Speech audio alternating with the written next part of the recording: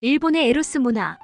인간의 본능인 성에 대해서는 어느 나라나 나름대로의 놀이도 있었고 성매매가 이루어졌었다. 일본의 춘화인 우키요에가 있었다면 조선시대의 천재화가로 알려진 김홍도의 운우도첩이나 신윤복의 건곤일회도와 같은 춘화가 있었다. 우리나라는 황진이로 대표되는 기생이 있었다면 일본은 게이샤가 있다. 게이샤는 오사카, 교토 지방에서는 게이꼬라 불렸으나 지금은 모두 게이샤로 불린다.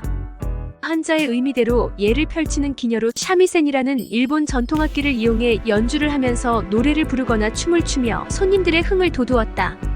전통적인 게이샤는 유곽의 유녀들과 달리 매춘을 목적으로 하지 않았기 때문에 손님이 요구한다고 해서 육체적인 관계를 맺는 것은 아니었다. 인간의 본능적 욕구인 성에 대해서는 동양이나 서양이나 이를 누리고자 하는 욕망은 공통적인 것이지만 즐기는 방법과 장소, 공개 정도에 따라 차이가 있다. 일본은 에도 시대부터 공창이 있었다.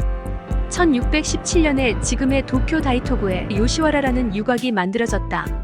이후 매춘 방지법이 만들어져 시행된 1957년까지 300년 넘게 번창했다. 그 배경에는 1590년 도쿠가와 이에야스가 춘추 시대를 통일한 후 지금의 도쿄인 에도의 막부 시대를 열었다.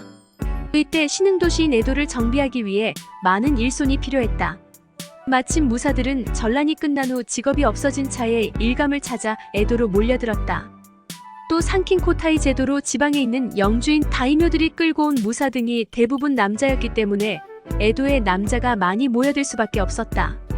여러 지역에서 사람들이 모여들면서 에도는 남녀의 비율이 맞지 않았다고 한다.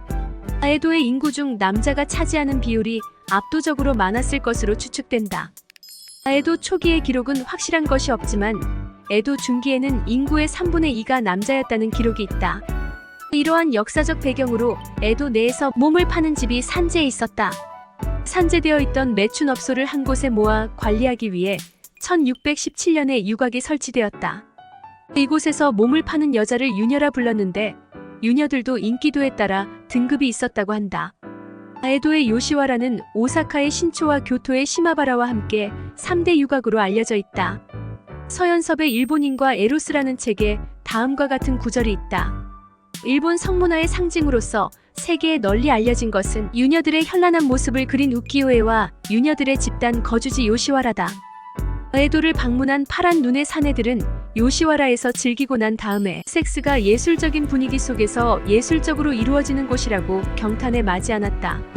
일본인 만큼 성적 향락을 위해 여러 가지 방법과 용구를 많이 고안해낸 국민도 없을 것이다. 인류 역사상 가장 오래된 직업이 매춘부라는 말도 있다.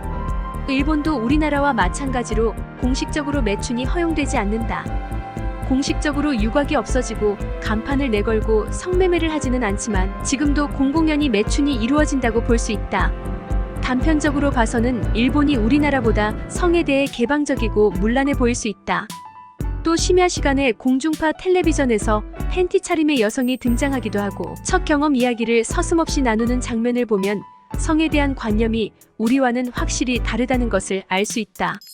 일본에는 성인용품을 판매하는 가게, 비누로 목욕을 시켜주는 소프란도, 특정 직업의 복장을 입고 접객하는 이미지, 클럽, 쇼걸의 누드쇼를 엿보듯 구경하는 노조끼 배야 등 다양한 종류의 업소가 있다.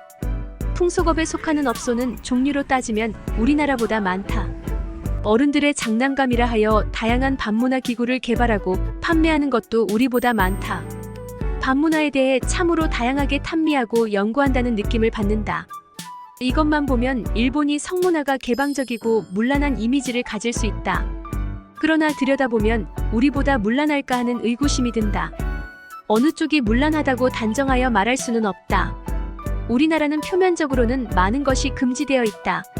하지만 법을 교묘하게 피한다든가 숨어서 영업을 하는 업소가 많은 것이 현실이다. 일본의 노래방은 노래만, 이발소는 이발만, 마사지 업소는 마사지만 하지만 우리나라는 그렇지 않은 곳이 많다. 노래방에서 금지된 주류 판매가 이루어지고 심한 경우는 성매매의 온상이 되기도 한다. 퇴폐 이발소가 있고 퇴폐 마사지 업소가 있어 음성적으로 거래가 이루어진다.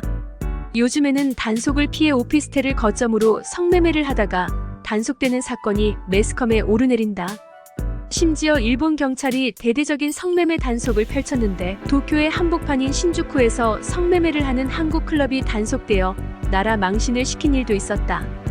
이런 관점에서 보면 일본의 성문화가 우리보다 문란하다고 할 수 없다. 문화적으로 보나 사회적 분위기로 보나 성에 대한 의식은 우리보다 일본이 더 개방적이라고 볼 수 있다. 하지만 성에 문란하다고 하는 측면에서 보면 음성적으로 행해지는 업소가 많은 우리나라가 일본을 문란하다고 비난할 수만은 없을 것 같다. 일본을 성진국이라고 비웃기 전에 우리의 모습을 되돌아볼 필요가 있다.